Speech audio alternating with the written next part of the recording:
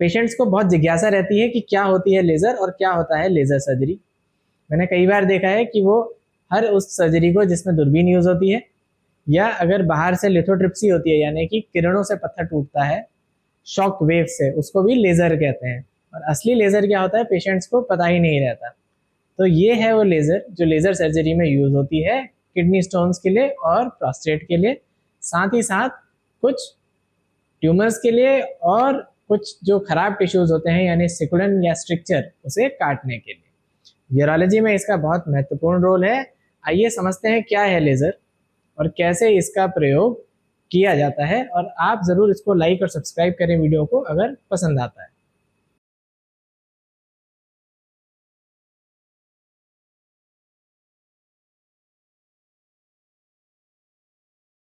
तो ये जो लेज़र है इसे कहते हैं होल्मियम याग लेज़र। एक अन्य प्रकार की लेज़र यूरोलॉजी में यूज़ होती है, वो होती है थुलियम फाइबर लेज़र या TFL। मोटे मोटे अगर आम आदमी के लिए देखें तो दोनों के यूजेस ऑलमोस्ट सेम है।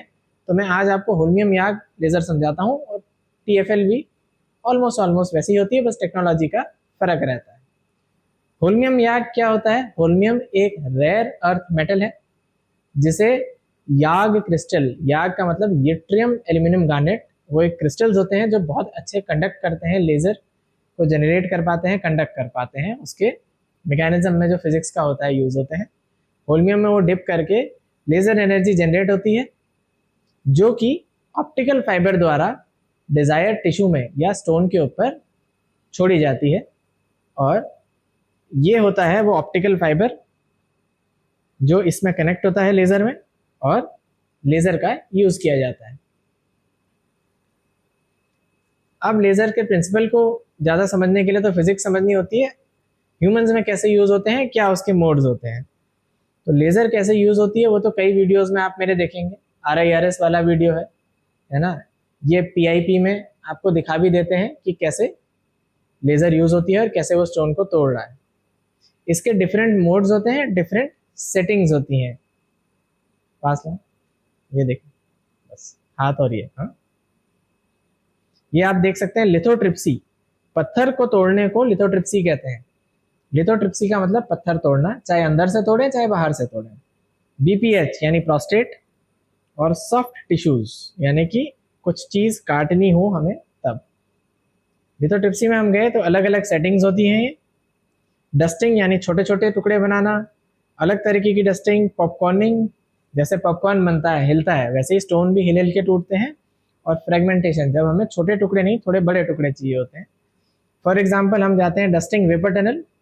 ये एक स्पेशलाइज्ड मोड होता है जिसमें बड़ी अच्छी डस्टिंग होती है और हाई एनर्जी डस्टिंग होती है, और इधर हम पॉपकॉर्निंग ले लेते हैं। जनरली ये सेटिंग्स रहती हैं।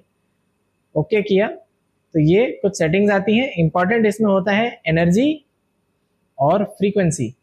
इन्हीं सेटिंग्स को एडजस्ट करके हम स्टोन को तोड़ने की विभिन्न तरीके के स्टोन के अलग अलग सेटिंग्स करते हैं। और ये आप देखोगे ये होती है वेवलेंथ,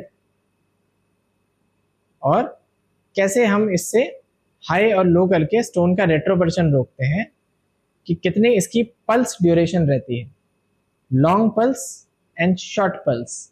वे जो लेज़र होती है वो पल्सेस में जाती है, और शॉर्ट पल्स और लॉन्ग पल्स हम अलग अलग सेटिंग्स भी इसमें कर सकते हैं। तो ये होता है स्टोन्स को तोड़ने के लिए। अब अगर हम वापस जाएं तो अब हम आ जाते हैं प्रोस्टेट की सेटिंग्स पे। तो प्रोस्टेट की सेटिंग्स होती हैं होलेप और कोएगुलेशन, जो हम सब ज़्यादा यूज़ करते हैं। प्रोस्टेट की सेटिंग्स अगर हम देखें थोड़ी हाई होती हैं। ये देखिए 60 वाट और 21 वाट, क्योंकि प्रोस्टेट में हमें टिश्यू को जलाना है, स्टोन में हमें खाली स्टोन तोड़ना है और टिश्यूज बचाने हैं। और कुछ सेटिंग्स भी होती हैं इसमें, जैसे कि सॉफ्ट टिश्यू। सॉफ्ट टिश्यू हम तब यूज़ करते हैं जब हमें स्ट्रक्चर या कोई पेशाब के रास्ते की सिकुड़न, या फिर हमें कहीं पे स्टोन अटका है वहाँ पे किडनी का एक छोटा सा हिस्सा काटना है या ब्लैडर का हिस्सा काटना है, तो ये सेटिंग्स यूज़ करते हैं। ये अलग सेटिंग्स होती हैं जिसमें प्रिसाइज कटिंग होती है। ये देखिए कटिंग प्रिसाइज लिखा हुआ है इसमें।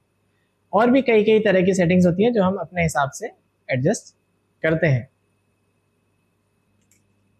ये लेज़र फाइबर है। अब इसे कनेक्ट करके दिखाता हूं मैं आपको। जब जाते हैं ये सेंसर ऑटोमेटिकली डिटेक्ट करता है, और अंदर हम जाके लेज़र फाइबर ऐसे घुमा के कनेक्ट कर देते हैं।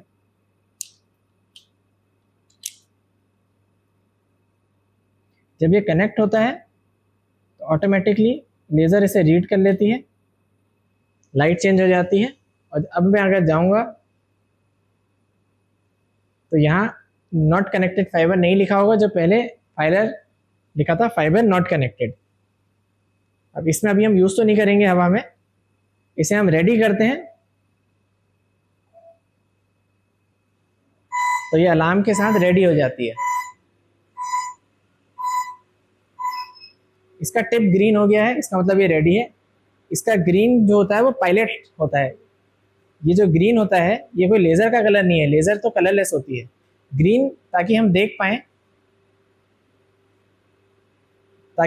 पाएं, इसलिए ये ग्रीन रहता है। और इसकी हम इंटेंसिटी बढ़ा और कम कर सकते हैं। ये देखिए ज़्यादा ग्रीन हो गई, ये कम हो गई, ये पायलट लाइट कहते हैं इसे। और ये बंद हो गई, लेज़र अब भी चलेगी। ये कलर ग्रीन ब्लू जो भी आता है वो खाली हमारी गाइडेंस के लिए होता है कि हम कहाँ इसे यूज़ कर रहे हैं। इसे एमिंग बीम कहते हैं या पायलट लाइट। हम इसे स्टैंड बाय कर देते हैं। और ये है जो फाइबर जिससे हम लेज़र को यूज़ करते हैं। अब इसे एक्टिवेट कैसे करते हैं वो हम देखते हैं।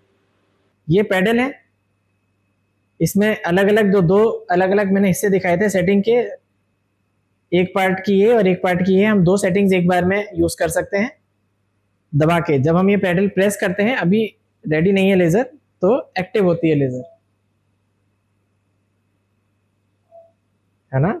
और ये होता है बटन सेंटर में एक, जिससे हम खुद सर्जन लेज़र को स्टैंड बाय या रेडी कर सकता है।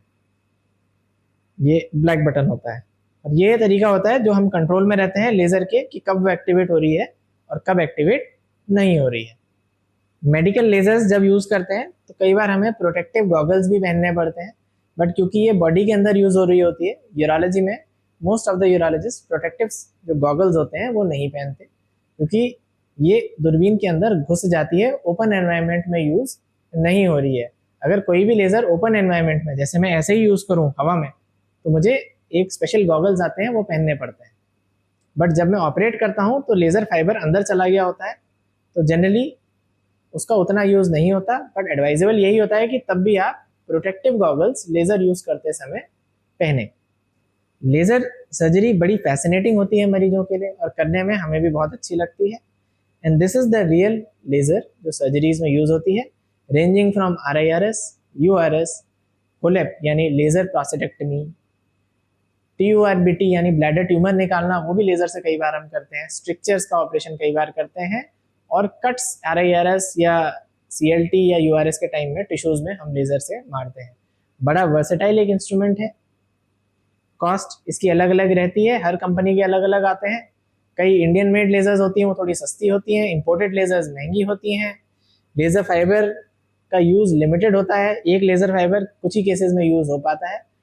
वही रीज़न है जो थोड़ी कॉस्ट इन सर्जरीज की बढ़ जाती है, बट ये बड़ी सेफ और अच्छी सर्जरीज होती हैं। और आज आई होप आपको समझ आया हो कि क्या लेज़र है और कैसे हम उसे यूज़ करते हैं। एक मैं फिर एक क्लिप दिखाता हूँ PIP में, कैसे ये लेज़र चल रही है और कैसे स्टोन को बड़े मक्खन की तरह काट रही है। तो ये है लेज़र। आई होप आपको अच्छे लगे हो। लाइक एंड सब्सक्राइब करें। Thank you.